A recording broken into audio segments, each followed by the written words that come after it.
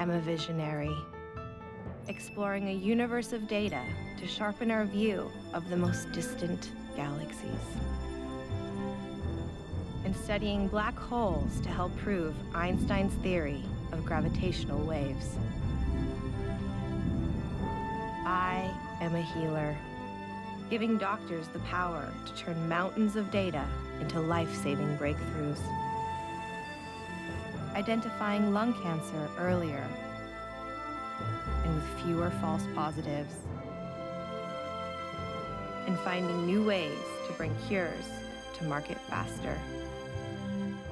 I am a helper, empowering the disabled in their homes and breaking down barriers. She's so beautiful. Who is she? Across languages 她真漂亮，她是谁？ and generations. I am a protector, keeping our data safe from cyber criminals and helping the lost find their way home.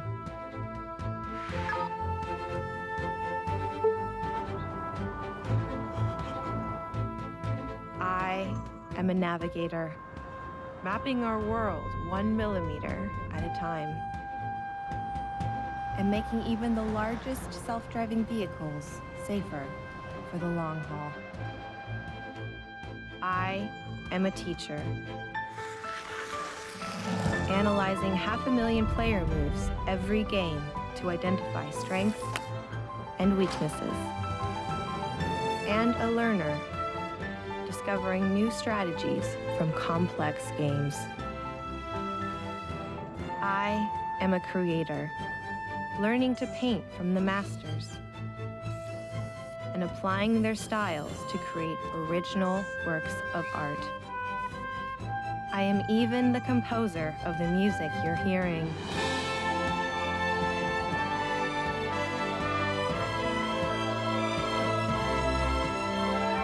I am AI, brought to life by NVIDIA, deep learning, and brilliant minds everywhere.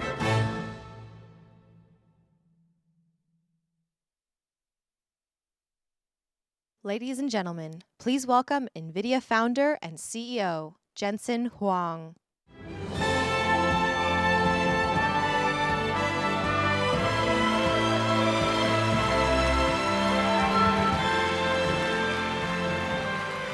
Welcome to GTC 2017.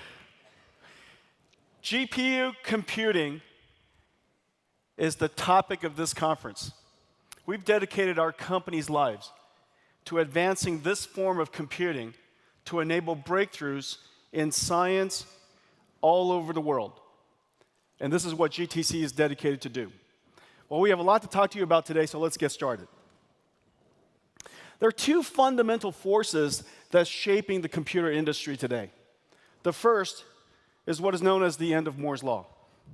As you know very well, Moore's Law is propelled by three fundamental forces over the last 50 years.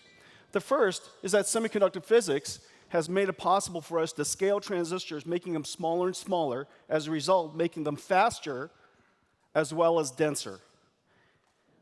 By making it denser, we have more transistors, and when we have more transistors, we can apply them to improving the architecture and the design of CPUs. Over the years, we've made CPU data paths wider. We made the pipelines deeper. We invented all kinds of great technology like superscalar technology and out-of-order execution. Each and every one of those generations, we applied those transistors, the increased number of transistors, to those design techniques. Meanwhile, the frequency of those transistors continued to increase. As a result, over the course of 50 years, the microprocessor, the CPU, increased in performance by 50% per year, or twice every couple of years. While the power of something that just naturally gets faster and faster over time without you doing anything about it is really powerful. Software developers develop their software once, and every single year, that software got faster. Meanwhile, they loaded more software onto the microprocessor. As a result, features got more rich. So you either got you either received higher performance with the same software or more functionality at the same speed over time. The computer industry advanced in that way for 50 years. And all of a sudden, over the last several years, that free ride has come to an end. Transistors got so small that essentially these switches, these light switches, are always on. To the point where the amount of leakage, sub-threshold leakage, this current that's going through that transistor, whether it's in a state of 1 or 0, made it impossible for those transistors to continue to deliver on the performance that has been promised and relied upon for 50 years. Those transistors no longer make it possible for us to increase performance without increasing power dramatically. Meanwhile, as the number of transistors continue to grow, microprocessors aren't able to apply those new transistors to new design techniques. We ran out of ideas. As a result, microprocessor architecture advancement has slowed. The transistor performance no longer increased. The combination of those two factors caused what is effectively the end of Moore's Law. While simultaneously, something else was happening. Simultaneously, this new approach to computing called deep learning emerged into the world. It's been around for quite a long time, but deep learning had a really interesting handicap. Now, first of all, what deep learning enables you to do is whenever you converse with a computer, whenever you load your photos into the cloud and it magically discovers how it ought to be sorted by the vacations you've been to, by the people that you took the picture of, somehow it's smart about collating, grouping, finding those photos for you. It's the technology that's making it possible for us to develop self-driving cars and potentially detect cancer earlier. That fundamental breakthrough has been around, as it turns out, quite a long time. And in fact, one of the most important researchers, AI researchers, was born right here in Munich. Jürgen Schmidhuber was one of the earliest researchers to have started to work on artificial intelligence and artificial neural nets. And he was one of the first to apply GPUs to deep neural nets. And his lab was able to win the road sign detection contest. His lab also was one of the first to start to use recursive neural nets, recurrent neural nets, and created this new idea called long-term, short-term memory. This neural net architecture that's making it possible for us to detect sequences and recognize speech. That was done right here in Munich. Well, this deep neural net had a handicap, and this handicap was, in order for this deep neural net to be effective, it needed an enormous amount of data. It needed to train these layers and layers and layers of neurons and synapses inspired by the human brain. It needed tons and tons of data to train this network. Otherwise, it was overfit or otherwise known as ineffective. Well, in order to train this neural net with huge amounts of data, you need to do huge amounts of computation. Trillions and trillions and trillions of operations necessary to effectively, for this neural network brain, to learn how to perform an intelligent task, like image recognition or voice recognition. Well, that handicap was overcome with the discovery of the GPU. And so these two factors, the end of Moore's Law and the emergence of a new software development method, a new software technique, happened almost exactly the same time. And these two dynamics turbocharged the adoption of GPU computing.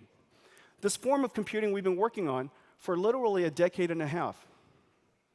In fact, you could say that ever since the founding of our company, we've focused on only this form of computing. No company of our scale and size has ever dedicated itself to this one singular field of computer science. GPU accelerated computing was all we do.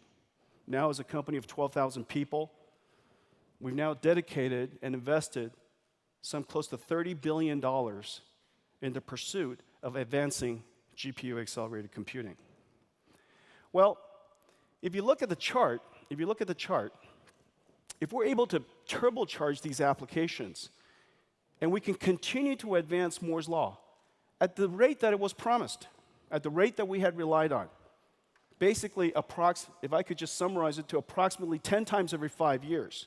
Every 5 years, it would improve by another factor of 10. Every 5 years, it would improve by another factor of 10. In 15 years, the deficit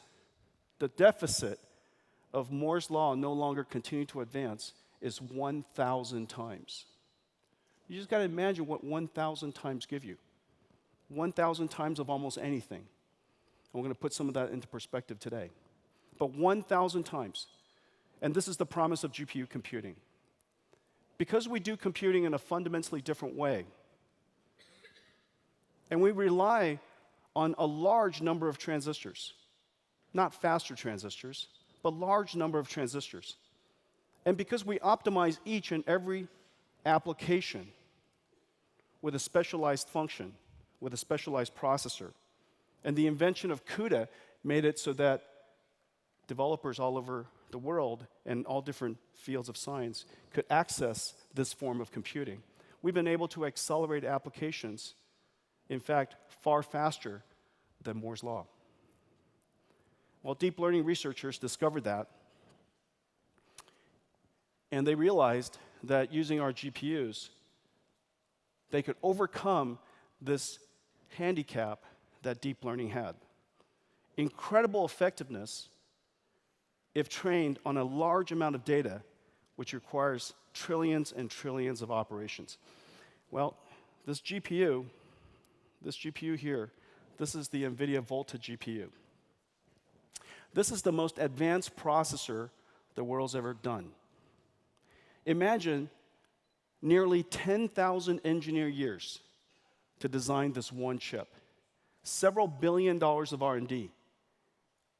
The largest single processor the world has ever made. The NVIDIA Volta. 21 billion transistors, all effectively put to use.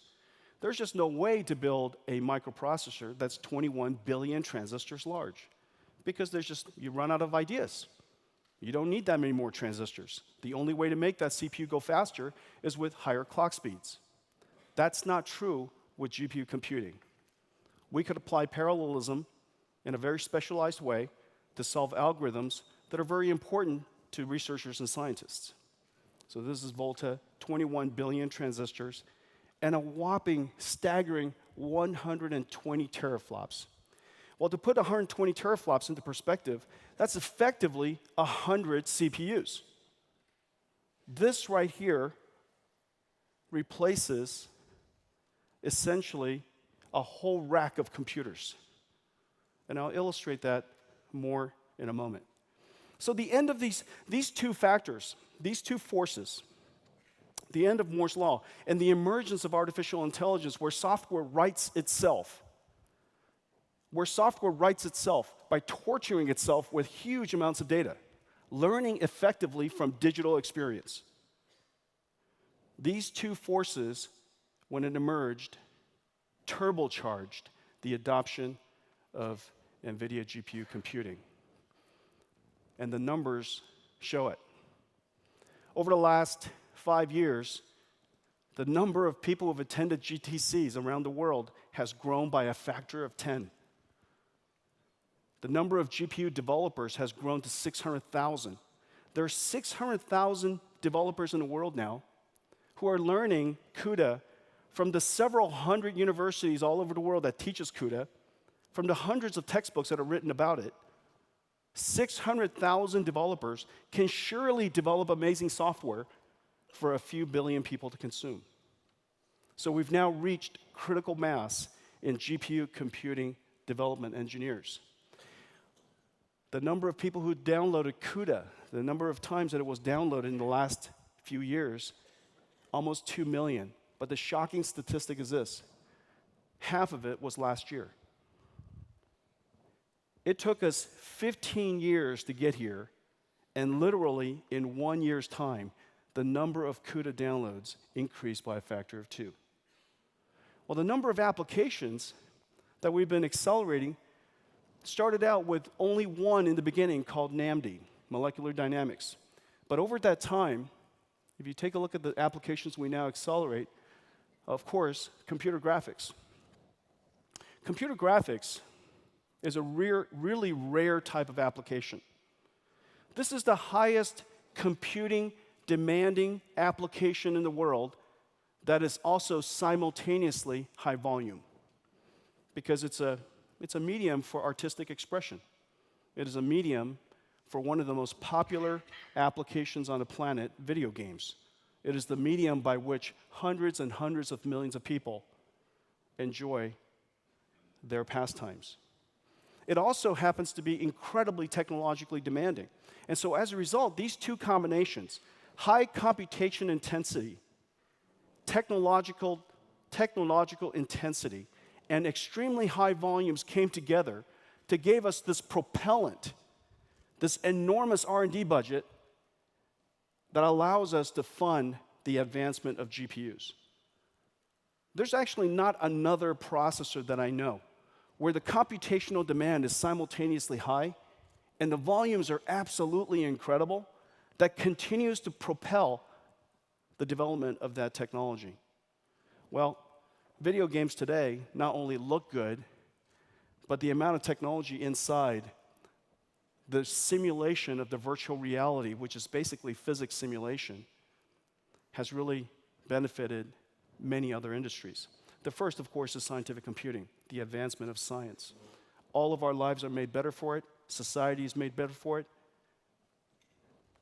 In just about every single field of science that we know, whether it's quantum chemistry, material science, fluid dynamics, molecular dynamics, imaging, weather simulations, energy discovery, seismic processing, just about every single field of science has now benefited from the advancement of GPUs. And then, of course, deep learning. Our architecture is so pervasive, it's so accessible, that every single developer, every single deep learning researcher has jumped onto this platform. And then recently, even databases have been accelerated. SQL databases are going through a complete reinvention. If you could access video games as fast as you can on a PC, why can't you take the entire enterprise's data, put it into one computer, and play your company's database as you would a video game? And surely the developers who are working in these companies, whether it's MapD, Kinetica, Blazing DB, Scream Technologies, they've completely re-engineered the database. Now, the reason why the database is so important is this. If you can figure out a way to access the data and refactor the data and recreate its graph and its interactive, all of its relationships, your ability to analyze and seek out dependencies and relationships and correlations among all of the things that's happening in the world is dramatically improved. And as a result, on top of these companies, these amazingly fast databases, a whole bunch of analytics companies are starting to emerge.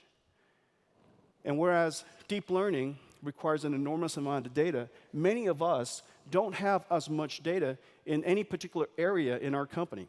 And yet we would like to discover insights from them. They're traditional machine learning algorithms that have now been accelerated. Instead of requiring a high-performance computer or supercomputer to run your machine learning algorithms, whether it's clustering, k-means clustering, or generalized linear regressions, or gradient boosting, or support vector machines, all of these machine learning algorithms are now being accelerated on GPUs. And so from media and entertainment, scientific computing, deep learning, which is revolutionizing just about everything that we do on the internet, to enterprise computing and analytics, the GPU is now find itself with a rich suite of applications that it accelerates. I think there's something like 450 applications now serving just about every important industry. The industries that we find ourselves in are some of the most important industries in the world. High-performance computing, of course. Internet services, of course. Just about every time you talk to your phone, just about every single query that you make, every photo search that you do, every recommendation that comes your way has somehow been accelerated by GPUs. We're in the process of revolutionizing the transportation industry. We've always been part of the design and simulation part of their workflow. Now we're inside the car. We also find ourselves solving one of the greatest problems, challenges in computing, planning. Imagine hundreds of millions of cars, hundreds of millions of people, and we got to figure out which car and which person to assign them to. Ride-hailing. Medical imaging being revolutionized by artificial intelligence as we speak, and of course, logistics. Trillions and trillions of dollars of commerce are going to be revolutionized by artificial intelligence and robotics. We find ourselves solving some of the greatest challenges in computing today, solving the unsolvable for these industries. Well, our company is all about creating tools to enable the breakthrough of scientists, researchers, and developers. Enabling breakthroughs is the ultimate purpose of our company. We make tools. And so you could just imagine our delight when two recent, just last week announced, Nobel Prize winners, the work that they did, the revolutionary work that they did, that we were able to make a contribution to. One, the Nobel Prize of Chemistry, cryogenic electron microscopy. They could literally freeze the molecule in mid-motion and take a picture of it. Now, taking a picture of a molecule at atomic scale, whether it's an antibody or it's a virus, so that you can understand the mechanics of biology. Taking a picture at the atomic level, you've got to imagine how incredibly tough that is. And so these researchers, these international researchers, was able to do that using this technique called cryo-EM. And cryo-EM now makes it possible for us to understand biology and molecular biology at a level that nobody could ever imagine. If you could see something in action, imagine our ability to understand it. 100 years ago, Einstein predicted that gravity was a wave. Well, as a result of the advances of some American scientists, Rainer Weiss, Barry Barish, and Kip Thorne, they detected the world's first, for the very first time, gravitational waves, a disturbance in the universe. Measured the slightest signal of a gravitational wave as a result of two black holes colliding. Because of our GPUs, they can reconstruct that image. Just about every modern instrument, whether it's the astronomic or the atomic scales, just about every modern instrument, scientific instrument, has a GPU in the back. And the reason for that is this. Just about every form of instrument, every form of measurement, every form of detection we know today, because we're trying to do it at astronomic and atomic scales, requires computation. Just about every single instrument is a computational instrument today. And without instruments, science can't advance. What you see can give you a great deal of insights. So from the astronomic to the atomic, now we bring you back to the human scale. Our GPU makes it possible for us to imagine being somewhere else. Well, one of the things that we do, of course, is beautiful computer graphics. And I'm about to show it to you. But today we're announcing a brand new product that's called the NVIDIA holodeck. This has been a dream of ours since the beginning of computer graphics. We've been pursuing this dream for a very, very long time. And today we've taken a very giant step. I'm delighted to show it to you. We combined several things in this holodeck. We think of this as the design lab of the future. We combined several things. Photorealistic computer graphics, of course. But once you go into a holodeck, into a virtual world, you would like this world to behave according to the laws of physics. If you touch something, you would like to know you've touched it. If you drop something, it should fall to the ground. If you lift something, it should seem heavy unless you don't want it to be heavy. It should obey the laws of physics. It should allow us to all be in there. You should be able to come into it. I should be able to come into it from anywhere we are in the world. Enable virtual collaboration. And then lastly, as we know, if there's going to be artificial intelligence in our world, there should definitely be artificial intelligence in the virtual world. And so we wanted to create this world, we call it the holodeck, this virtual world, where we can all be part of it. And so why don't I show it to you now? Guys? Hey, Jensen. Hey, Jensen. Hey, Jensen. Hey, guys. Sean, you're the one in the white, right? Yeah, I'm right here in the middle, and I'm here with Lars and Igor. Hello. Hey. Now, the truth of the matter is you guys aren't together. This is the benefit of holodeck. Exactly. You could be almost anywhere, and we could network into it, and you can now have a shared experience in virtual reality. Now, ladies and gentlemen, what you're seeing here, of course, is going to be a little bit limited by the projector. When you get a chance during this show, I would love for you guys to try a holodeck yourself. The graphics that you're seeing, the graphics that they're seeing, runs at 90 frames per second.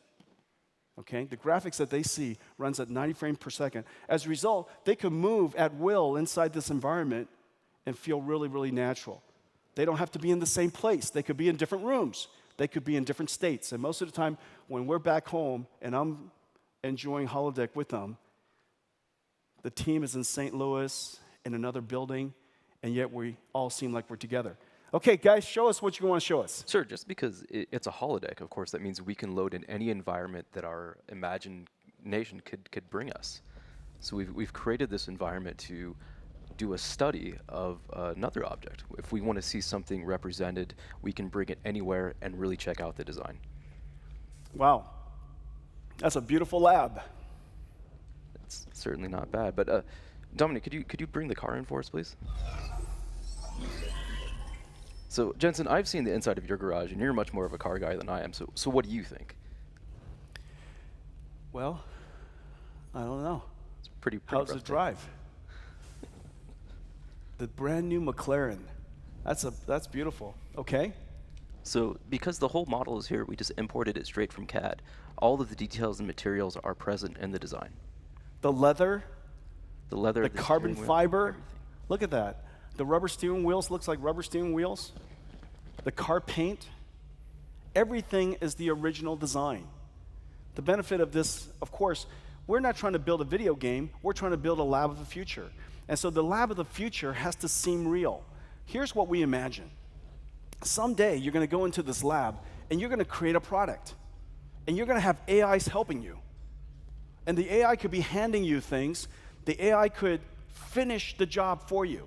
For example, you might be able to design the basic shape of the car, and you say, you know what, I want to use off-the-shelf inventory that I've got in the company, and I want you to finish my car based on the inventory of parts that we currently have.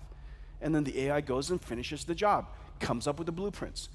You might also work with your AI to create the factory that's going to build this car. And so all the robotic arms and how they're programmed, and robotic arms are learning how to be robotic arms inside this environment, and you're helping it along.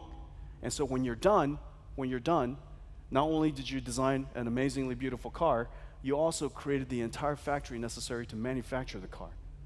Okay, so that's how we imagine this as a collaboration tool, as a design tool going forward. So Wow, that's just incredibly beautiful. Exactly as you mentioned, we're able to go in and change designs and materials and really explore what this object's about. In this case, this McLaren's beautiful, but we can also take a look inside of the car in a way that would be difficult to do with a physical prototype. Yeah, take this cool tool, Sean. Thank you. So we can use this geometry clipping tool to go inside and take a peek through the engine cover into the engine itself and really explore the objects that we can see. Wow. And it's just a marvel of engineering. Wow, amazing. And of course, there's over 30,000 individual components represented in here inside of the holodeck with us. And we can explore all of them individually or take them apart.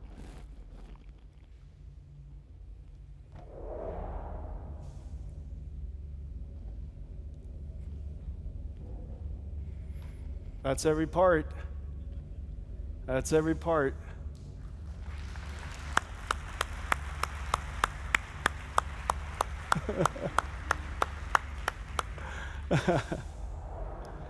Now, the thing that's really amazing is when you're in virtual reality, right now you're looking at it from a third-person view. But when you're in virtual reality, this car is going to look like it's sitting right in front of you. It's just utterly shocking. The idea of a clay model is going to be utterly unnecessary. And when you walk up to the car and you touch it in virtual reality, you're going to feel like you've touched it because there's collision detection. And with haptics, it would touch back to you. Okay, you've made a physical contact with that car. What else can you guys do? So that's what we wanted to show you as kind of a sneak peek into the NVIDIA holodeck. Now, when you guys are inside inside this virtual reality environment, you don't have to be in the same place, but you feel like you're in the same place, right? Exactly. I'm right here with my buds.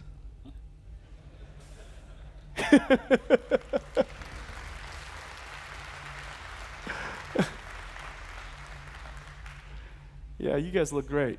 All right, guys. Thank you very much. Good job. The NVIDIA holodeck.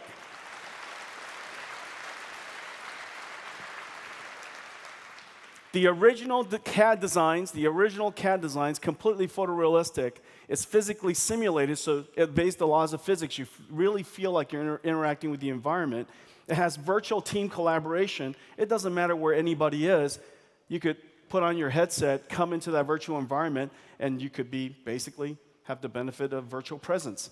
And then lastly, with AI integrated into the system, you could create future AIs. And I've got some examples that I want to show you later. The system works basically like this. You could take your original CAD designs without changing it at all, as many piece parts as you like, the original CAD design, unmodified, because this isn't a video game. This is a design tool. You take that entire CAD database, you could add all kinds of materials to it if you like. You could add all kinds of materials and shaders and all kinds of other textures to it using Maya and 3ds Max, and then you import that directly into the holodeck. Now today we only support Maya and 3ds Max. However, this is a plugging architecture, and we're intending to support literally every single CAD package in the world. And on the other side of it, just to illustrate that you could be literally anywhere. The NVIDIA holodeck. Early access is now. Go to our website, thenvidia.com/holodeck website, and register for early access. Okay? The NVIDIA holodeck. Super excited about that. Good job, you guys.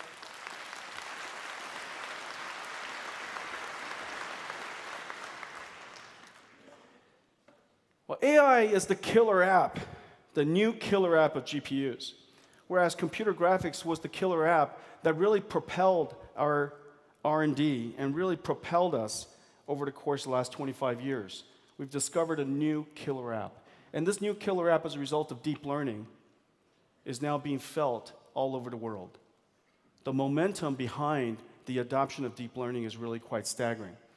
If you look at it from startups, with just a few tens of millions of dollars of funding, just a few years ago, 5 years ago, has now grown to $6.6 billion. The number of papers that are published around the world on deep learning has grown to 3,000 this year. Now, 3,000, the way to think about that is if 1 out of 100 researchers' work is worthy of being published. Imagine the number of people who are doing deep learning research. And you could just see that in the neural network conference, the International Neural Network Conference. NIPS is Neural Information Processing Systems, basically neural network artificial intelligence conference. Over the years, look at the attendees when they register. This year, long before, literally a month before the conference starts, a general purpose panic to register. I think only David Hasselhoff in Germany can attract this level of enthusiasm. Huh, guys?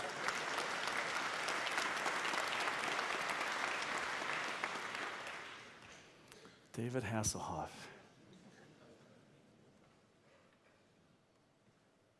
He might actually be in the back. I'll just have him come on as a guest. So you could just see the adoption of deep learning and the momentum around AI.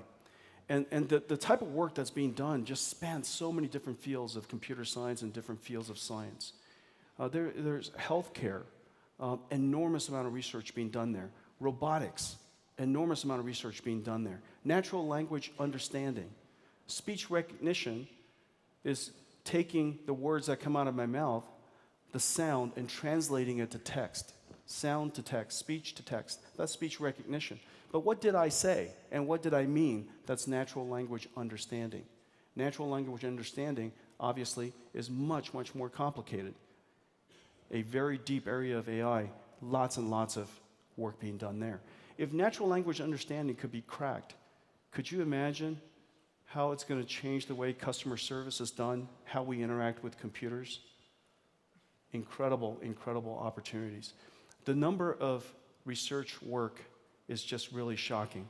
And people are solving these problems that we've, for the longest time, felt was impossible to solve.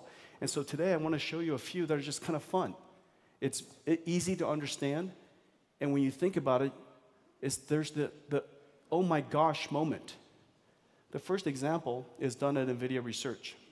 What's happening here is a form of computer graphics that's photorealistic but takes a long time. It's called ray tracing. We're simply literally following a ray of photons as it bounces all over the room, eventually coming into our eyes. Well, it takes a long time to literally trace each one of those photons, and that's why when you see those white dots and black dots, that's when the computer graphics is not complete. Well, we taught an artificial intelligence network how to finish the job. And the way to think about that is, if I showed you this incomplete picture, I bet all of you could figure out what is the best color to put into that dot. Somehow, we figured it out in our brain. Well, we taught a computer how to do the same thing, and it literally filled in the noise. Imagine what you could do with this thing. Using the same autoencoder architecture, you can now take an image that is very low in resolution and enhances resolution. From absence of information, we can create information that fundamentally breaks information theory. From the absence of information, we can create information, which is what's happening there. And so you can increase resolution. If you have a photograph that's ruined, parts of it was ruined, we can go back and fix it. Just by you looking at it, if you could figure it out, we can probably teach an artificial intelligence how to do the same thing. Here's another one. Listen up. The train-yard warehouses is our main objective. Alexei, you and your men will do that. You have to go in and out very quick. The avocado is a pear-shaped fruit with leathery skin, smooth edible flesh, and a large stone. And so this is what's The happening. avocado is a pear-shaped fruit with leathery skin, smooth edible flesh, and a large stone. So this is what's happening. Listen up. The train-yard warehouses If I could just get you to stop. So this is what's happening. Imagine lip reading. You learn how to look at the animation of somebody's face, and you could imagine the words that is being said. This is the inverse of lip reading. We had the artificial intelligence network look at a whole bunch of videos of somebody talking, and from it, it can now infer what is the animation of the face from the words spoken. What is the animation of the face from the words spoken? Okay? Like lip reading, except backwards. This one is called pose estimation. Pose is your 3D posture. How are you posed? How are you positioned in 3D space? Well, we have to teach, if you were to look at a video, you can probably infer what is the pose of that character in 3D space. However, how do you teach an artificial intelligence network to do that? How do you write software to look at a bunch of ones and zeros in a video and recognize where is the person and what is that person's three-dimensional pose from 2D to 3D pose? If we were able to do that, we can recreate that character in 3D world looking at the video. So shining a camera on top of me, I can now capture me and beam me into virtual reality. So imagine the holodeck next time. There'll be a video camera, just looking at me, and somehow I warp into this virtual reality world. Wrench is doing amazing work in pose estimation. This is really cool. This is a 3D animation character. This is a virtual reality character. And based on whatever you throw in front of it, it figures out what's the best way to animate, to navigate the course. You see what's happening? So it learned how to climb, learned how to hop off, all completely based on artificial intelligence. And smart enough not to walk into that. And as it tiptoes through this little tiny bridge, just like we would do. A virtual character taught AI. And then this last one, before I show it to you, it's a robot that learned from an example. This is Peter Abiel's work at UC Berkeley. He goes into virtual reality. He shows the robot how to stack bricks just a few times. With just a few examples. This is what I want you to do. Stack bricks. And now, it doesn't matter where the bricks are located. Robot figured it out. One-shot learning, imitation learning, basically how we learn. So this is the actual robot stacking actual bricks, and this is how it learned it in virtual reality. Okay, just some examples of what AI is able to do. None of these examples have we been able to write software to overcome for the longest time. Just imagine writing software to solve these problems. And now, finally, we use this artificial intelligence approach called deep learning. We feed it tons and tons of information, and somehow these deep neural nets learned. Well, the work that is being done in deep learning is literally all over the world. There are just so many researchers doing deep learning work, and we're just delighted that we are the deep learning platform for modern AI. There are all kinds of platforms that are being used, all kinds of frameworks and tools that are being used. PyTorch and Paddle of China, Chainer of Japan, MXNet that Amazon uses, Cafe2 that Facebook uses, Microsoft's Cognitive Toolkit, CNTK, Theano, and TensorFlow from Google. The number of industries that are advancing AI in research and now in startups all over the world. We're working with some close to 2,000 startups all over the world in all these different industries, all developing on the NVIDIA platform. Now, our strategy and our commitment is to continue to advance with all of our might the ability to develop better, smarter, more complex AIs faster. Now, the reason why, even though we've advanced computing now, advanced AI research, by a factor of 100 in the course of the last 4 years. We've improved performance by 100 times in 4 years' time. Deep learning has been completely revolutionized because of the GPUs. However, we believe that we need to improve the performance by so much more. And the reason for that is simply this. We want to make it possible for these AIs to learn how to write software itself, but to have AIs create AIs itself. And therefore, we need these massive supercomputers just churning away, trying all these different types of algorithms, and having software write software by itself. Just 2 weeks ago, just about the entire world's computer industry adopted Volta, our latest generation GPU. Volta is now available in every single cloud on the planet, from Azure to Google Cloud to Amazon Web Services, Alibaba, Baidu, Tencent. It's available everywhere, anywhere on the planet. As a result, all of these startups that are working on NVIDIA's platform no longer need to build their own supercomputer. They could go rent one in the cloud. And as they grow and their workload continues to increase, at some point they might decide to buy their own supercomputer, and every single computer company in the world now offers the NVIDIA Volta GPU for their GPU servers. From IBM, HP and Dell, Cisco, Lenovo, and Huawei. Basically, the NVIDIA GPU is everywhere. It's everywhere in every computer, every single PC, in every single region, available in every single cloud. And so we're going to commit to continue to advance this computing platform.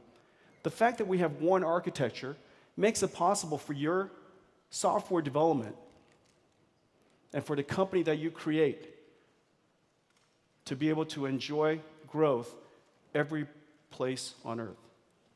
Using one architecture, using one singular architecture, you could develop on NVIDIA and scale out on NVIDIA all over the world. Okay? So the world's AI platform. Well, the next major challenge is after developing the AI, you have to run the AI. Developing the AI is called training.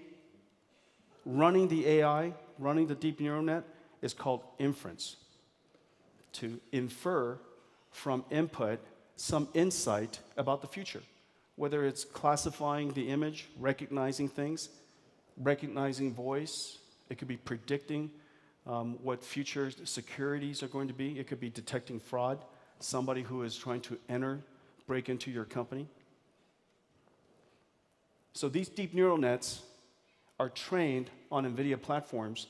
Now, the big challenge for us is to make it run incredibly efficient across all of the world's computing platforms.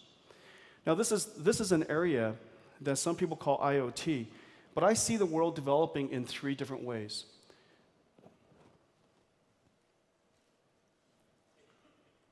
The first is that the AI network will run in the cloud.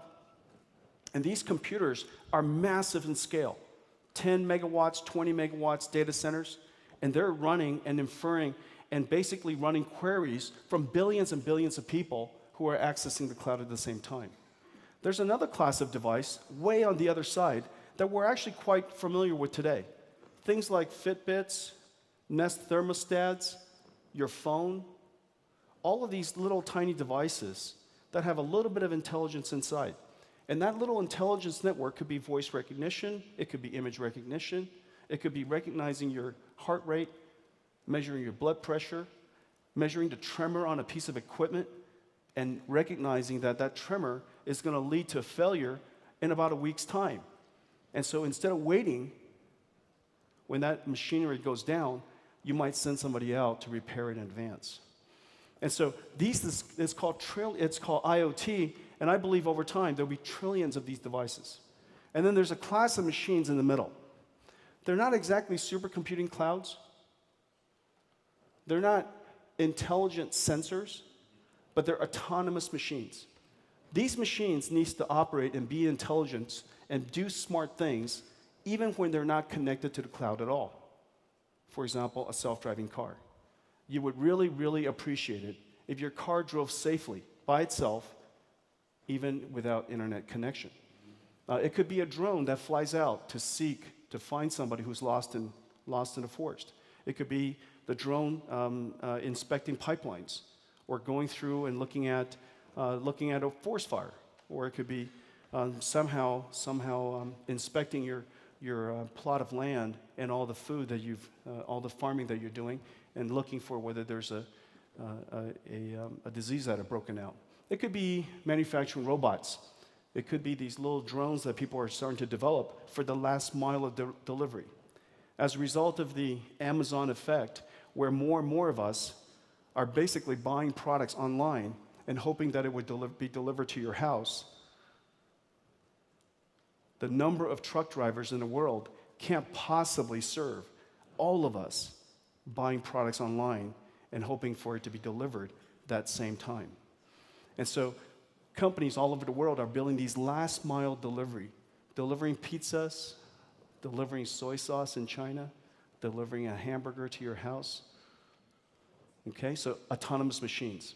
All of these are going to need AI inside them. And so the question is, how are we going to be able to support a world where you only have a few milliwatts of power on the one hand, to something that has to be completely autonomous on the other hand, and then, of course, data centers. The number of different types of devices that we have to support is exploding. The networks that we're supporting is exploding. Starting with CNN. CNN's convolutional neural networks is a neural network that magically figures out what are the important features that represent a particular object or a particular pattern. And it has this ability to learn the features by itself and to generalize that information, so that even if you change the color, the shape slightly, the orientation slightly, it still recognizes it to be the thing that it learned. So you could have a cat be partly occluded, and it still recognizes it. You could have a cat change colors, wear a hat, and it still recognizes it. The recurrent neural networks learn sequences, speech, etc. And this one is the revolution that came out recently from Ian Goodfellow. He created this thing called the generative adversarial network. You have one network that's trained to be a master detector. You have another network that's trying to fool this master detector. These two neural networks, one of them generating fake ones, the other one detecting the real ones. So it could be an piece of art, for example. One network generating fake art, fake Picasso, while the other one has been trained to recognize real Picasso. And because the two of them are competing against each other, one trying to fool it, the other one trying not to be fooled, and as they learn and learn and learn and learn and learn and develop over time, one becomes just amazing at recognizing Picassos, the other one becomes amazing at generating Picassos. Two networks, now incredibly powerful, the adversarial network. And then lastly, the recurrent neural net, the reinforcement learning neural net that was used by Peter Abel, and this is basically trial and error.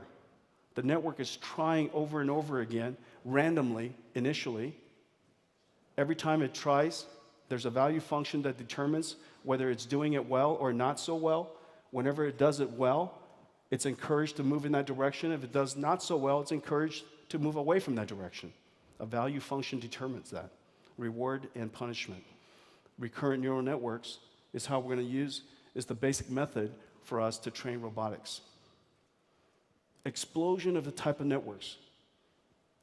The number of, and this is just a brief view of it, there are so many different designs and so many different architectures coming out. Well, the complexity of the network is growing as well. This little tiny dot, this complexity chart, the size of the area of the circle, represents the number of operations times number of operations, and I just simply multiply the two of them together, number of operations times the amount of memory that it has to access. Okay? GOPS times bandwidth. That little tiny dot is the original AlexNet just a few years ago that beat every single computer scientist in the world in image recognition. That's that little tiny dot. That little tiny dot, overnight, without learning how to do computer vision, learned computer vision fine enough to beat every single computer vision algorithm expert on the planet in one ImageNet. Completely revolutionized computer vision. If it wasn't because of ImageNet, the work that we're doing here in self-driving cars and robotics wouldn't have nearly progressed as fast as it has. And yet, look at that. Over the course of just 4 or 5 years, it has grown. These networks have grown 350 times. This is a speech network. Has grown 30 times in the last several years. This one's really exciting. Language translation. I really believe that in a few more years, I'll be speaking into this microphone in English, and it will come out in German. And it will do it completely in real time. And so as a result, that Star Trek Universal Translator is about to happen. The Neuro-Machine Translation Network. Goes in English, comes out German. The network complexity has grown so much. And so what we've done is this. 2 weeks ago, we announced a new type of optimizing compiler. It takes neural networks in, and it uses advanced compiling technology and optimizes the network for all of the target devices that it would run. Some of the target devices are very high performance GPUs like the one that I showed you, Volta, 120 TOPS, 250 watts, powers the data center, all the way to something that's a self-driving car, to a little neural network that goes into a little robot we call Jetson, just a few watts. It takes input from any framework, any architecture of network from any framework, runs it through this optimizing compiler, and it targets machines that ranges all the way from several hundred watts to several hundred milliwatts. The NVIDIA Tensor RT 3.0. It basically does this. It takes this neural network that's incredibly complicated, this is just one layer, and all the math that goes through it, and we do weight and activation precision calibration first, and then we fuse the layers. Some of the layers could be combined together. Some of the tensors could be combined together. Some of them could be eliminated altogether. And so we fuse the tensors. We do kernel optimization with dynamic programming, tracing almost every single path to figure out what is the single best path for optimizing the speed and the size and the accuracy all at the same time. And we also, of course, have to support multiple streams because sometimes the machine has multiple cameras. Well, the result is pretty amazing. So that's what it does. And this is how well it does it. And so if you take the CPU, we train the neural network, which is done largely on NVIDIA GPUs today. However, once the network is trained, it's largely run on CPUs today. And the reason for that is because the entire world's cloud is powered by CPUs. And so you train that network, the ResNet 50, now this is 50 layers deep ResNet. The CPU plus TensorFlow, which is Google's framework, runs at 140 images per second. Without TensorRT, without this optimizing compiler, the output of TensorFlow, as we move it into this Volta V100, this GPU here, this does 300 frames per second. However, if you optimize it with TensorRT, all of a sudden the performance just skyrockets, 5,700 frames per second. Because TensorRT optimizes for CUDA and optimizes for the architecture of our GPU, takes advantage of the instructions that we put in here, called Tensor Core, which is optimized for deep learning. For open NMT, neural machine translation, basically language translation. For 4 sentences per second to 25 without TensorRT to 550. Okay? But this is just one dimension of the speed up. 40 times speed up in imaging, 140 times speed up in language. But when you look at the latency, how long it takes in addition. First is how many you could do at the same time. The other is how long does it take for you to do any one of them. In the case of images, we halve the latency. In the case of language, 100 milliseconds versus several hundred milliseconds will make all the difference in whether you can talk to a computer or not, having a reasonable conversation. So, TensorRT3, our brand new optimizing compiler. Now, what does it look like in a data center? This is what it looks like in a data center. So suppose you had no GPUs in the data center, no TensorRT. This is 160 CPUs. 160 CPUs will do 45,000 images per second. And this is basically what's happening in the cloud today. Whenever you ask for a photograph, whenever you upload a photograph, this is essentially what's happening. Every single one of those transfers go through some kind of a deep neural network, and it's run on a CPU cluster like this. In this case, 65,000 watts. So 1,500 watts per rack, 4 of those racks. About $600,000 without cables and the top of rack switches and all the power supplies, about $600,000. And this is what it looks like if you bought a GPU. I know, I practically fell out of my seat.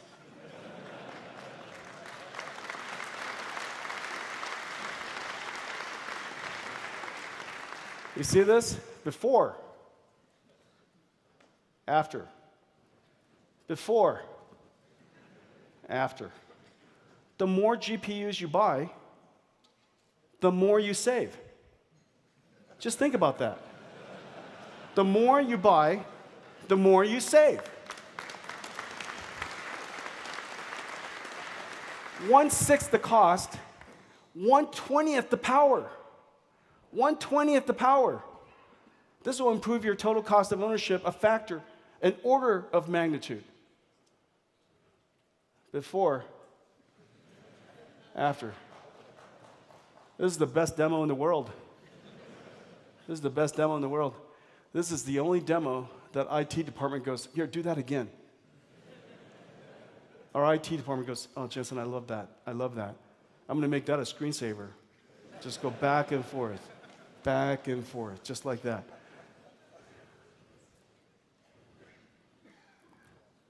My kids always, every time, my kids know how cheap I am. They call this save the money. Just one money, save the money. This is save lots of the money. Okay, so that's what it looks like in a data center. But let's take a look at that. Let's look at that in real time. What does it really feel like? Okay, so this is what inferencing is. Now, the thing is what's really remarkable about deep neural nets is this. This is what you see. What the computer saw was a whole bunch of ones and zeros in 3 different layers, R, G, and B. They're just a whole bunch of ones and zeros, a whole mess of them. And somehow from that whole mess, that's not a cloud. From a whole mess, that's not a beetle. From a whole mess, that's not a cactus. And that's not a butterfly. From that whole mess of ones and zeros, somehow it's got to figure out what these things are. And so, Ryan, why don't we show them? Sure. Here we go. Okay, so this is what's happening. This is inference on a CPU.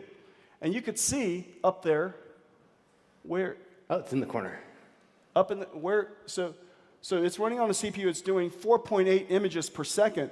But what are these flowers, though? Oh, let's have a look. That's a sword lily. Okay? There's a bird of paradise. All right. I believe it. Moon orchid. That's a moon orchid. Okay. That's what? A daisy. That's a Peruvian lily, okay? Lots of lilies. A Lenten rose. A sad flower.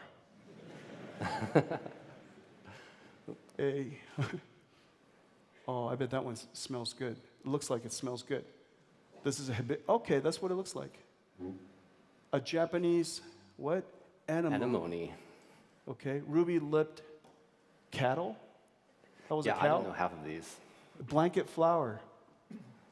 Okay? Bougainvillea. So, guys, the computer saw a bunch of ones and zeros, and it classified these images to be those things. Now, here's my theory.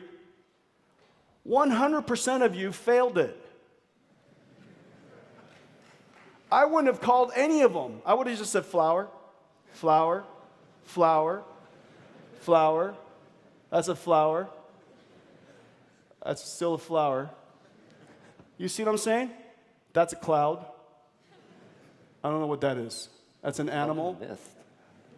That's Christmas. That's, right? And so 100% of us would have failed it. And here's this computer looking at ones and zeros, figuring it all out. Utterly superhuman. Imagine applying this technology to medical imaging. Imagine applying this technology to self-driving cars. Imagine applying this technology to robotics. We can finally write software that allows software to write itself so that it can solve the otherwise unsolvable. Well, the problem is 4 images per second looks fast here, but if 1 billion of us are using it, that's going to be a data center so large it will melt icebergs. And so obviously we can't do that. And so Ryan, show us what joy looks like. Sure.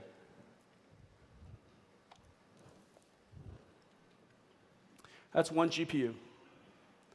And so this is the difference between the fastest CPU in the world versus one of these babies. Now that's a fast car. Okay, here in Munich, here in Germany, this would be a supercar right here. Look how fast that is. I just hope it's still right. And so these GPUs, that's a California poppy. I'll find one a I yellow know. iris. Okay? So this is what it looks like on a GPU with Tensor RT. Incredible speed up.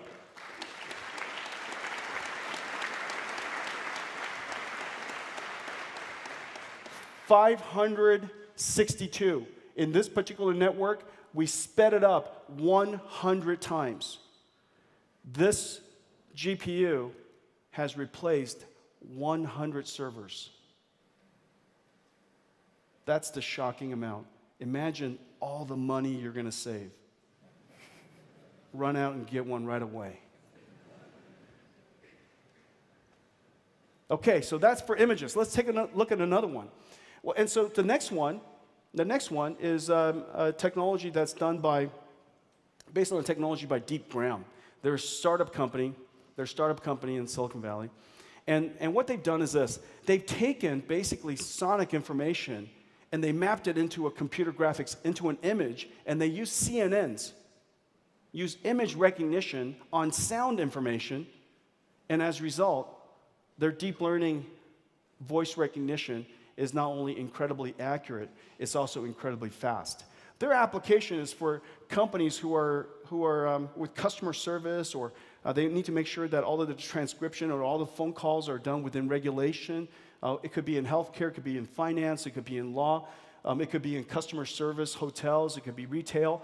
So many different types of companies in the world that can't afford to do voice recognition in the cloud. They have to do it inside their company. And not only that, they want to have the ability to retain the data, the observation from all of the speech, so that they could apply that information to other AIs to enhance their business. And so the thing that DeepGram does is a voice recognition engine that is just lightning fast. Now the thing that's really great is this, and so we created this demo. It goes so fast, so super real time, that you could literally watch any movie and search for words. Just search for the sound of those words. It's going to listen at super real time. It's going to watch and listen at super real time a movie and find whatever scene we need. Okay, so Ryan's going to show you that. Go ahead, Ryan.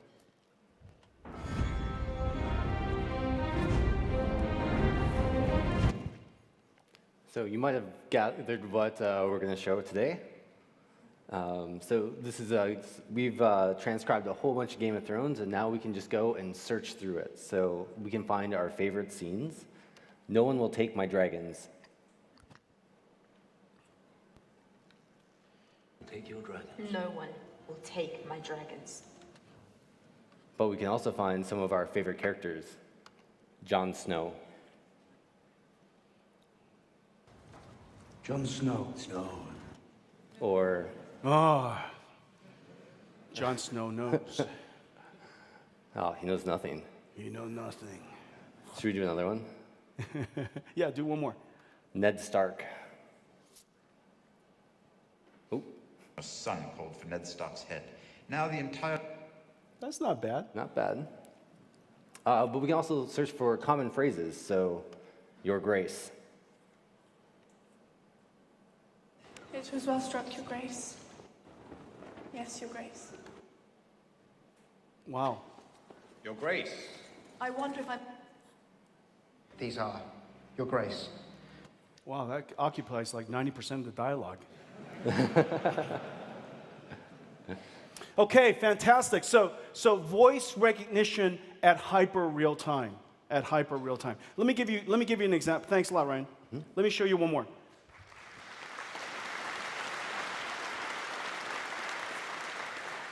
This one's really cool. Is Monty up here? Hey, Monty. So the folks at Columbia... Cambridge Consulting. Cambridge Consulting. Yeah. Why did I have Columbia in my head?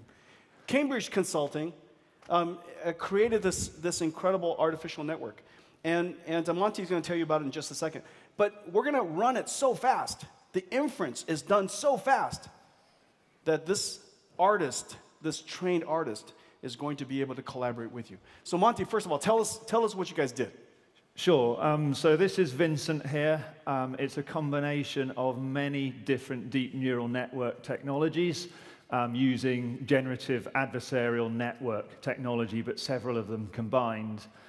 Those processed 8,000 masterpiece artworks from Western art from Renaissance through to current day.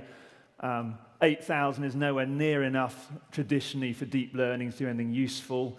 We're going to generate megapixel images here, and you would estimate we should need at least 1,000 times as much. But because of the generative adversarial nature, this challenge that Jensen spoke about between different networks competing and improving each other, we can squeeze so much more out of the data than might traditionally be viewed possible. And so just very, very simply, Monty and his guys has trained this network how to basically draw, how to generate art like the great artists, okay? How to draw. And they use this GAN network to basically learn how to draw. And then they used another network. There's 7 different networks, but the other network that they have to create is something that would enhance the resolution of the drawing so that it's many megapixels, so it looks beautiful. Okay, and so why don't you show it to us? Oh, okay, I'll give you a short demonstration. So if I were just to touch the pen onto the surface, initially we get kind of random noise. There's no possible way you can guess what I'm trying to draw there. That looks like art. Inherent in the network.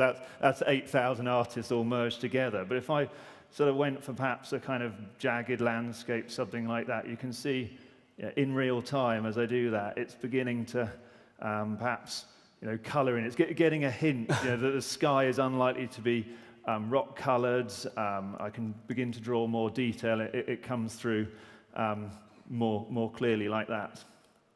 It's a very, very simple picture. And for example, I've got a couple. It's going from the yellow lines, but I drew a better one earlier that looks a bit more like that. And what's interesting there, if I bring the lines up for you, you can see very, very simple sketch. So this isn't recognizing objects. This doesn't know that it's a it hasn't been trained just on landscapes. If I go and do something damaging to the picture, you can see it's completely changed its mind on what that is. That's no longer a landscape. And even if I add some kind of super real detail like that moon there, we've now got more of an illustration out of it. It's the same picture. I can go between these two. Hang on a second. I could do this. Yeah, go on. All right, so I could be an artist. Please. So how do I delete that? Clear, yeah. Get going. Delete that? Okay. All right, so...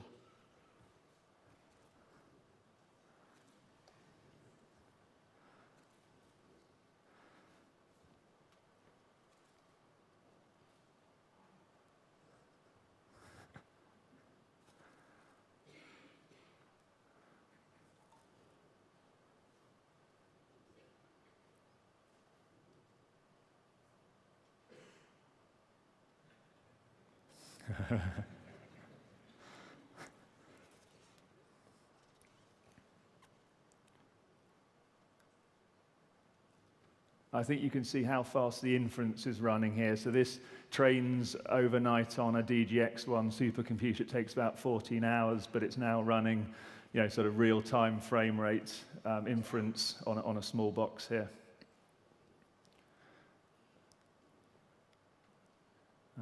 We've also trained the network with slightly different parameters. So one thing we can try is some slightly different styles. So that looks a little bit like Picasso, right? Absolutely.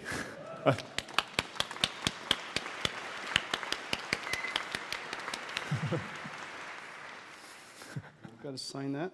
Yeah. Wow. JHS right there. Okay. That'll be $1,000. Press the heart. All right, let me just do one more.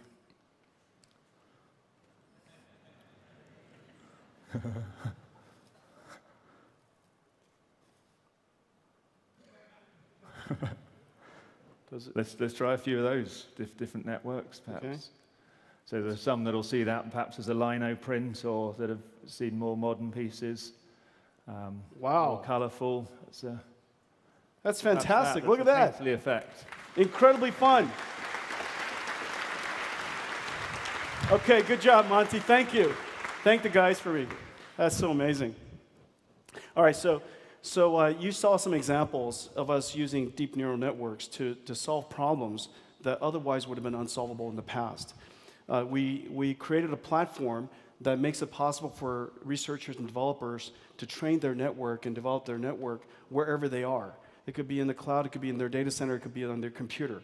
We created this new TensorRT optimizing compiler that targets the entire range of all the processors that we make. And as a result, sped up deep learning inference by a factor of 50, 100, 150, as a result, saving enormous amounts of money. Well, creating this deep learning network and solving unsolvable problems has led us to solving some of the most challenging and most exciting, and in our belief, the most transformational opportunities in the world. Transportation, as you know, is an enormous industry. It's the fabric of society. It makes it possible, it gives us freedom, makes it possible for us to get around, of course. Two fundamental technologies has now inspired car designers all over the world to do amazing redesigns of what's possible in the future. This is one example. This is the work that's done at Airbus. But if you could imagine, the wing is autonomous. The wing is completely autonomous. There's an autonomous machine inside the wing, and it's a battery-powered wing. The car is autonomous, and it has battery. It's an electric vehicle. If you want to have a flying car, you simply summon your wing. The wing flies to you. You get disconnected from the electric drivetrain. The wing picks you up. And holy cow, imagine the experience. And so people are starting to think about these ideas. People are starting to think about these ideas. From the extraordinary to figure out how can we revolutionize transportation for the last, for the 50-mile range, which is what this is intended to do, to every single day's transportation. And so what we did was we applied ourselves to create a driving network, a driving platform, and create a platform by which the entire transportation industry could adopt to create autonomous vehicles. Our driving platform consists of several layers. The first layer, of course, is the computer. The way you compute for an autonomous machine is fundamentally different. Second is an operating system that allows it to take information at real time from all the different sensors and process it. And algorithms and libraries we call DriveWorks that exposes the capability of the computer to applications on top we call Drive AV for autonomous vehicles. And the type of algorithms and the type of applications we have to develop is basically in three categories. One, you have to figure out where you are. It's the perception networks. Where are you in the world? Where's everybody else around you? What do you sense? The second is localization. Based on everything that you sense, you have to figure out where you are, where everybody else is, where they're moving to, and track everything around you. And then third, figure out, based on all of that, reason about what to do. You might have to stop, you might have to divert, you might have to turn, follow a route, accelerate, pass another car. There's a whole lot of different actions that you could potentially take. And so we created this platform, this complete platform that is basically drivable. Several thousand engineers at NVIDIA are working on this. This is an open platform. It is fully functional safe when it's done. It is auto-grade. And it employs three fundamental computing approaches. One is deep learning, another is computer vision, and then the other is parallel computing. We have to do these algorithms in a whole lot of different ways, and the reason for that is because we want diversity.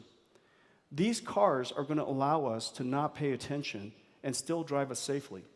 But if something were to happen, it could be a systematic problem, something in the algorithm. It could be a computer failure. Maybe it just got old. Maybe it broke. Maybe it got bumped into. Even if the computer failed, and even if the algorithm failed, we still have to have a backup that allows us to drive the passengers to safety. Just imagine that. How do you create a computer that when it fails, it still operates perfectly? And so the answer, of course, is both having redundancy as well as diversity. We have to solve the problem. We have to solve the same problem in multiple ways. We have to solve the same problem in multiple ways. One simple example is this. One way for you to avoid hitting something around you is recognizing and detecting everything around you and figuring out where they are, and then simply driving where they're not. Okay? Figuring out where everything around you is, and then driving where they're not. The other way of solving that problem is to teach a neural network to recognize where is it safe to drive. So one way is to detect what is not safe. The other way is to detect what is safe. If we have these two basic approaches for perception, then that provides us some amount of resilience. Algorithms like this over and over again are stacked all over this computer so that we can provide redundancy and resilience. Well, let me show you a home movie. The engineers are working really hard, and the car that we integrate all of this into is called the BB-8. And they're driving all over California, all over the East Coast. There's some 20 cars driving around. And we made a home movie for you. Let's play it now.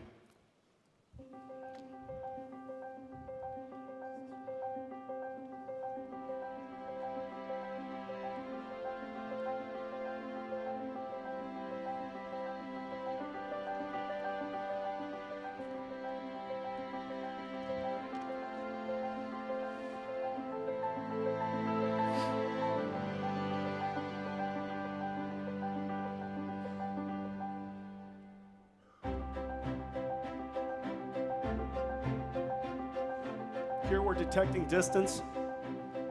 The neural net figured out what the distance is. This is DNN visualization, another way of saying it. We've created an MRI CAT scan for the brain. Neural networks can be trained to recognize your surroundings. It doesn't matter what the orientation of the cars and the objects are. The neural nets could recognize it and learn it. Could you imagine writing this by hand? It's just impossible. Recognizing where it's free to walk and safe to walk.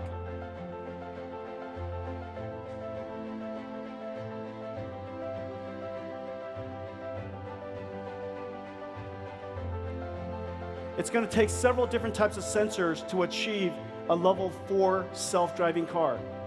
This is LiDAR process. This is computer vision. This is LiDAR. Using either deep learning computer vision or LiDAR to figure out where you are. What is your trajectory?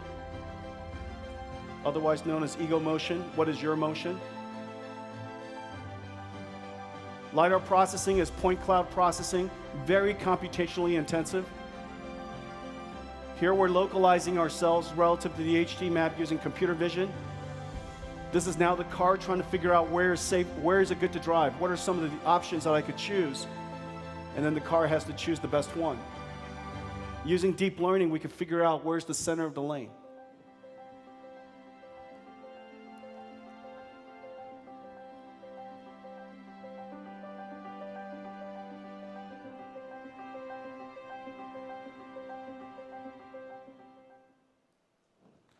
Okay.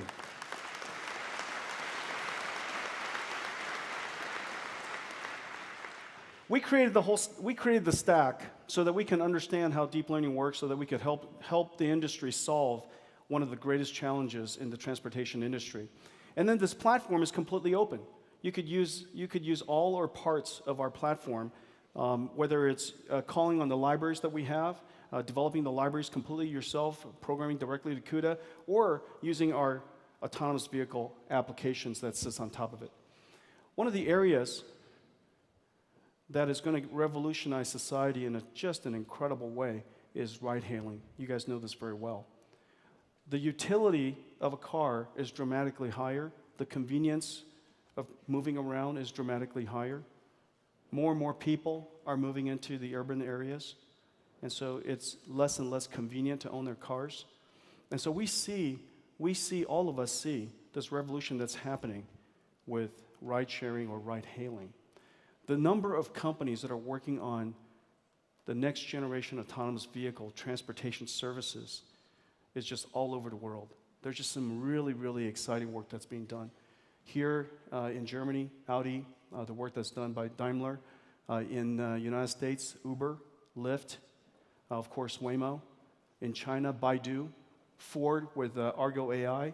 GM with Cruise. Startup called Zoox, doing really great work. Nutonomy in Singapore. And Yandex in Russia. Just about every single geography in the world, companies are trying to figure out how to make these cars completely drive by themselves without a driver inside. Which basically means this. In the worst case scenario, if a car computer were to fail, the algorithms were to fail, the backup computer will have to complete the mission. The backup computer will have to complete the mission. Even if a sensor were to break, even if somebody were to bump into your rear and somehow dislodge the sensor so it's no longer calibrated, you still have to finish the mission. Because otherwise, you would have to say in a very gentle voice, "Get out." You would have to tell the passengers to get out because there's nobody driving the car. You can't take over, there's no steering wheel. And so the level of computation that's necessary to solve this problem is just enormous. And so just to give you a sense, this is a level 2 sensor suite with cameras and radars. And here's a level 5 sensor suite. It has cameras and radars, a lot more of them because they're all completely redundant. And then there's LiDARs that are surrounding this car. This car is just packed with sensors. If you think about the work that it has to do, it has so much more resolution because it has to see further, it has more redundancy that it has to do deep learning on. It's got all these surround LiDARs that has to do point cloud processing. These cameras and LiDARs have to localize in a redundant way. They're tracking all of the objects around the car because it's likely this car is driving in urban areas and there are people crossing the street. These cars also are mapping cars because it's got to update the HD map that the car is driving within as the roads change. There's no driver, and so every single time it has to have complete confidence that it can complete its mission. Has to have enough horsepower so that the path planning and the controls of the car is as smooth as possible. It turns out that in the old world, high-performance engines makes cars smoother. Smoother for acceleration, smoother at idle, smoother at cruising. In the future, the more computational performance you have, the smoother your ride will be.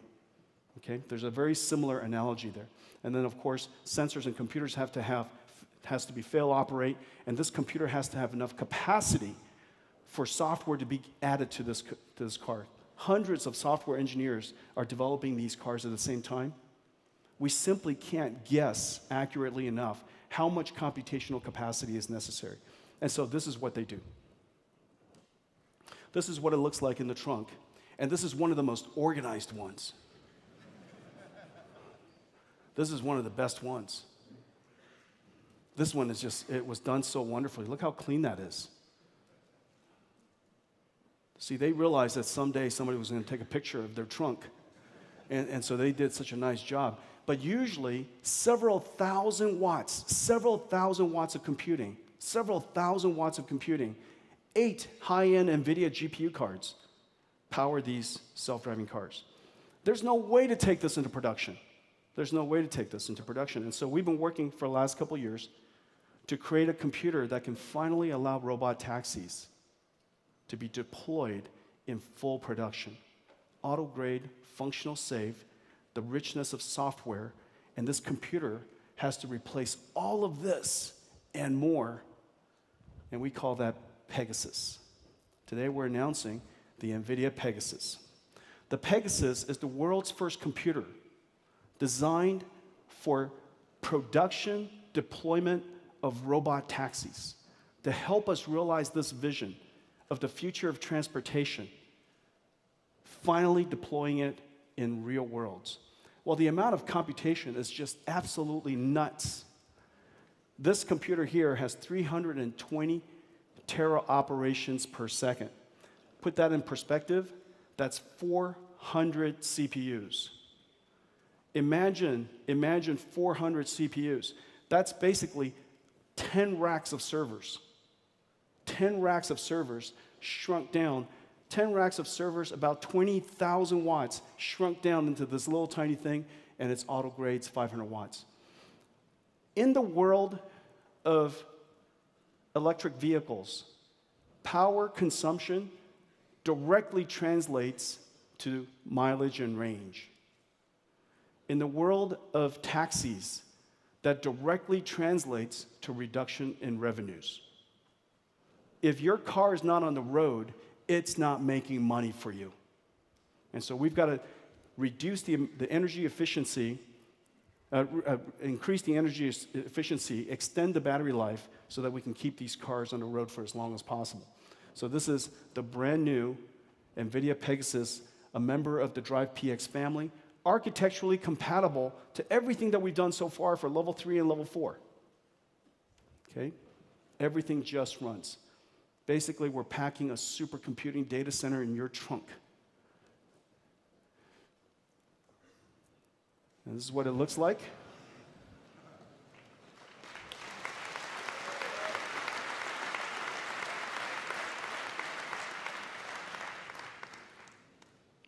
Before. After. Before. Some of my best demos. After.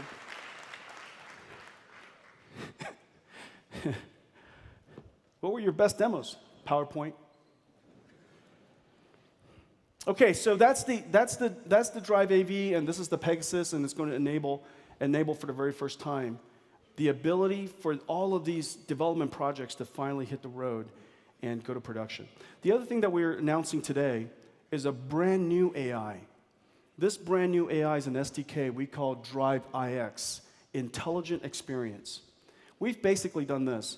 We've fused the AI that drives the car and all the perception layers that senses what's around the car, with an AI that's in the car that senses you, the driver, and all of the passengers in the car.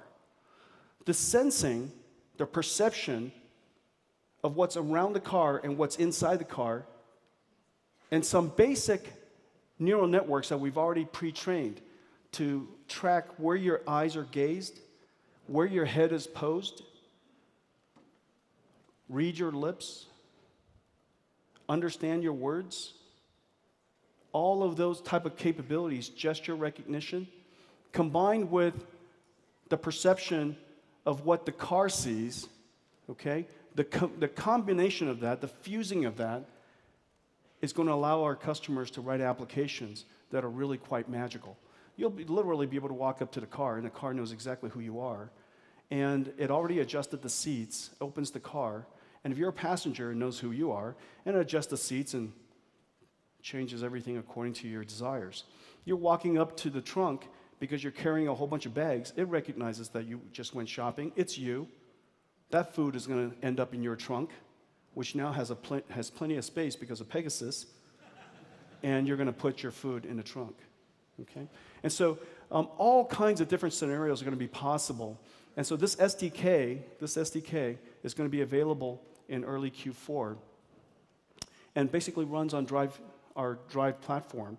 And as a result, hopefully these cars becomes an AI. Your car is an AI. Okay, so it's an AI car. Knows who you are, understands what you like, it recognizes the situation around you, recognizes that maybe you're dozing off and you shouldn't be. Maybe you're not looking in the direction of some kids playing in the street, and it warns you, says it to you nicely, that you should be looking to your right. Okay, whether it's in autonomous driving mode or not in autonomous driving mode, your car AI will look out for you. Creating the car computer is just one of the extraordinary endeavors that these companies have to take in order to create the autonomous vehicle fleet of the future. It is an absolutely extraordinary undertaking. Software development like it's never been done. Computer deployment like it's never been done. The amount of software we're writing, the amount of AIs we have to develop, and the fleets that are going to be tested all over the world is an extraordinary undertaking. And it has a lot of different pieces. Today, I just wanted to show you what it takes to build this self-driving car. Not just a prototype. Building a prototype is fun and easy. But getting ready to deploy the fleet is incredibly hard.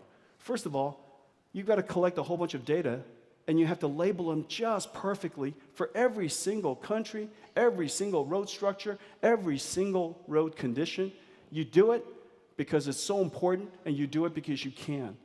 We have hundreds of people doing this at NVIDIA. You take that network and you train it on the supercomputer that we designed. The supercomputer here is called the DGX, and this GPU goes in here. This GPU goes in here. Can we see it? Can you guys see it? Okay. I can't see you guys seeing it. But this is one of the GPUs. There are 8 of them here. 1 petaflops. 1 petaflops. So that's basically a whole wall of computers fit into this one NVIDIA DGX. This DGX is used for training the network. Okay, so we use it to train the network and run training on DGX. But there are so many road conditions, so many scenarios, we simply can't collect data on because we like not to. We don't want to simulate somebody jumping in front of your car at the last moment. There's no sense doing that, and so we decided to create a 3D simulation. Imagine harnessing all of NVIDIA's capability in photorealistic rendering, and we created a simulator for the car to try all of these different scenarios that otherwise would be impossible to do. We call it 3D Sim on DGX. I've already shown you Drive AV on DPX, Drive PX, and then lastly, ReSim. ReSim is a gigantic undertaking, and here's the reason why it's so important to do it. Every single time you update your network, every single time you update your network, before you put it on the road, you would like to know that it's going to pass in simulation all of the roads in the world. All of the roads in the world. And over a period of time, we're going to collect up enough data, enough videos, for literally every single road in the world. And so we call this super real-time simulation with DGX. And using the new TensorRT 3, this is what we can achieve. With just 8 NVIDIA DGXs. With just 8 NVIDIA DGXs. Okay, so this is a picture of our Saturn V supercomputer.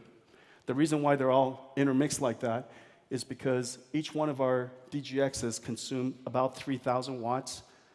Okay? That 3,000 watts, of course, replaces a whole wall of of servers, and so we're delighted by that, but we still need a whole bunch more in order to simulate the world. And so each one of the racks consists of about 20,000 kilowatts, 18,000 watts, and that allows us to hold about 6 of them. And so what's going to happen is this. We collect miles and miles and miles of road data, and in this case, 300,000 miles we can simulate on 8 of those in 5 hours. 300,000 miles represents 10% of all of the paved roads in the United States. All of the paved roads in the United States. And so basically, if you could simulate that in 5 hours, we could simulate every single paved road in the United States in basically 2 days. So when we finally develop our software and we want to release it, we can simulate the whole thing in 2 days. Now, of course, that's if you're perfect. The whole point about simulation is to find bugs. And the whole point about finding bugs is sometimes you do find them. And so we have to do this over and over and over again. And that's one of the reasons why we have so many of them, so that we could reduce the resimulation time down to essentially hours. Let me show it to you. Hey, Justin, this is basically us running in real time. This is running on OneDrive PX. OneDrive PX is doing a really great job. It ignored the wiper, snowy road, recognizes all the pedestrians, the signs. It's doing a great job detecting things, detecting the road. Okay, now let's go to, suppose we want to do this on our DGXs. And this is what's happening. And this is how we take a brand new network, the entire software stack, and because our architecture exactly compatible between Drive PX and DGX, the supercomputer and the car computer is architecturally and software compatible. We take the software stack, we put it on DGX, and we run it at super real time. Okay? And so thank you. Thanks, guys. Good job.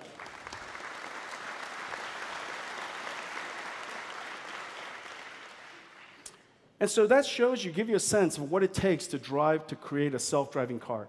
From the training of the neural network on a supercomputer, to the simulation of extreme cases on a supercomputer, to driving on a supercomputer, to testing on a supercomputer, that entire flow is extraordinarily computationally intensive. And so we've plumbed this entire platform end to end, and it's open to our partners and developers all over the world. There are now 145 startups working on the NVIDIA platform. They're building trucks, they're building shuttles, they're building cars, some of them level 4, some of them level 5, some of them for long-haul reasons, some of them for the last mile. There are autonomous machines coming from just about every corner of the world. Everything that moves in the future will be autonomously assisted. Some of them will still have drivers, but all of them will have AI.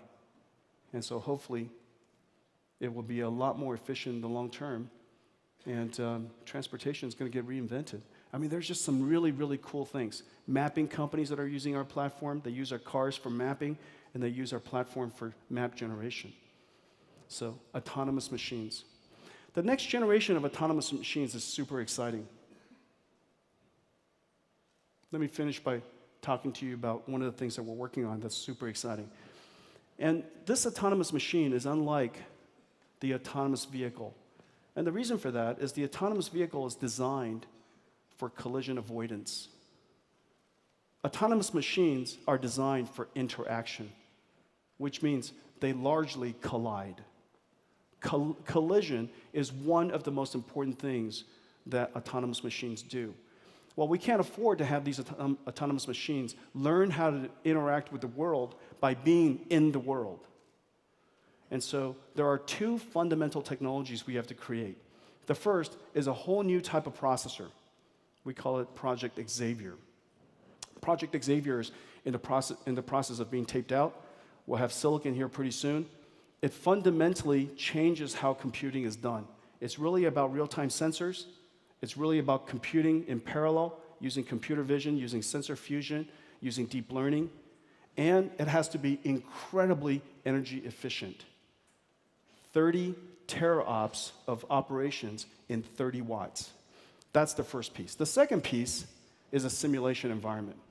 We need to create a world, a virtual world, where robots can learn how to be robots. They go into this world, and they use reinforcement learning, and they try it over and over and over and over again until they finally figured out how to be a productive and useful robot. Basically, there are three different things. We have to train the network just like we do with the self-driving car. Then we put that network into a virtual environment where the robot is in, and that virtual environment is powered by a supercomputer so it could run at super real time.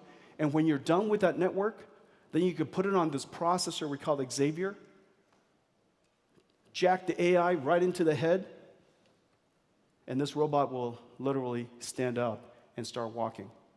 That's our goal.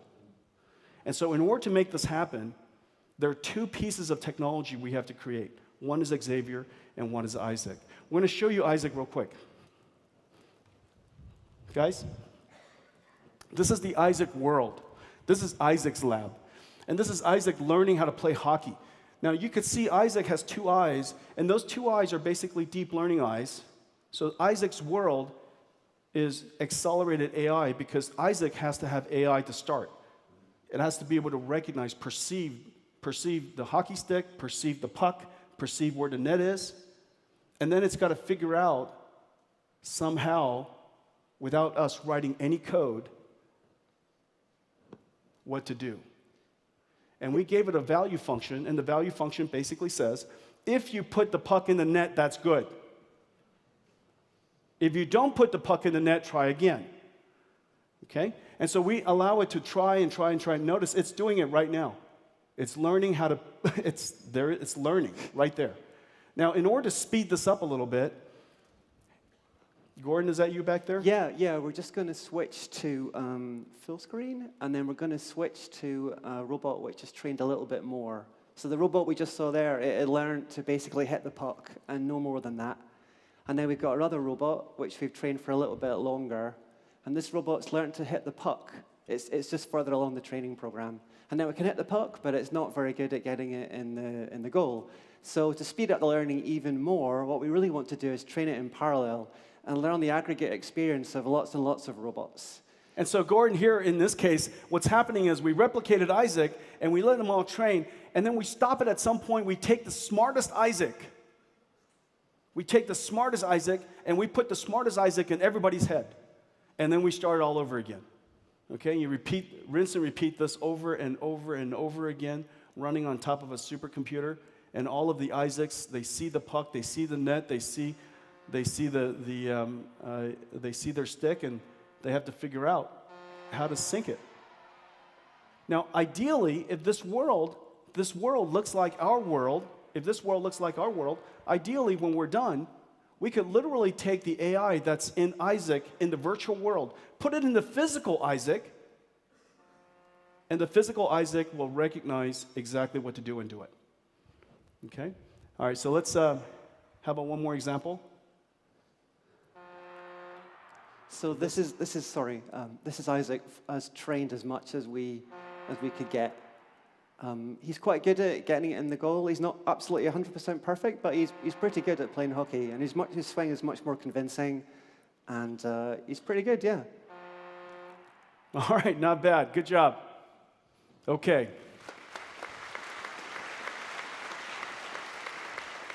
So autonomous machines, the next adventure for our industry.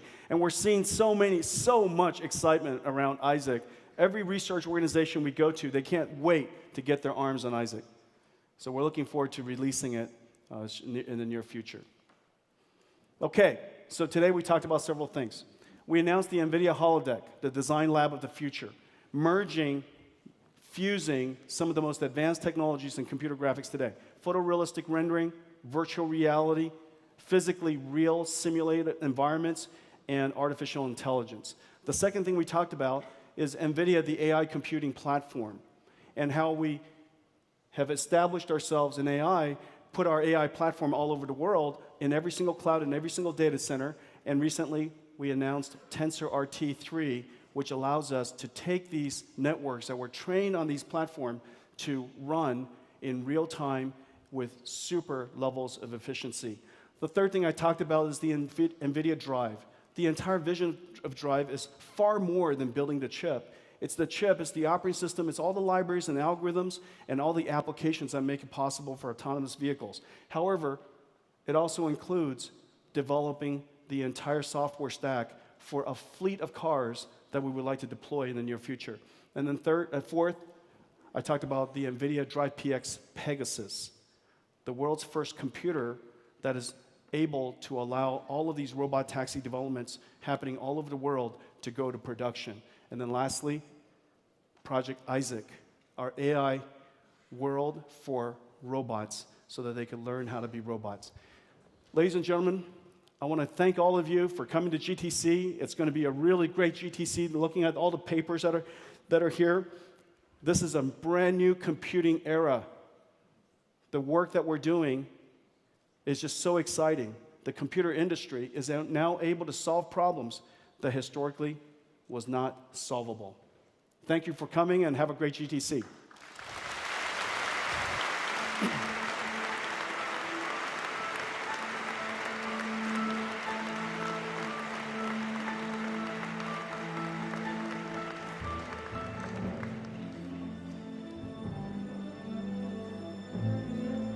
Ladies and gentlemen, thank you for attending our keynote. Lunch will be served right outside. Please be sure to visit our exhibit hall downstairs. Our sessions will begin at 1300.